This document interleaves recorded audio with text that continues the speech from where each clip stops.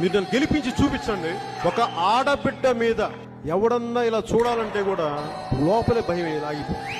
అలాంటి శాంతి భద్రత. ఆడపిల్లల జోలికి ఎవ్వరు చెయ్య వేస్తే మీ మన ప్రాణాలకు ఎలాంటి ఇబ్బంది కలిగినా కఠినమైన చట్టాలను పట్టుకొస్తాం. తన్ని తగలేసే చట్టాలు పట్టుకొస్తాం. ఎవరైనా సరే ఆడబిడ్డల మీద చేయాలి. ఆడపిల్లలకు అన్యాయం జరిగితే మటుకు నా కడుపు రగిలిపోతుంది.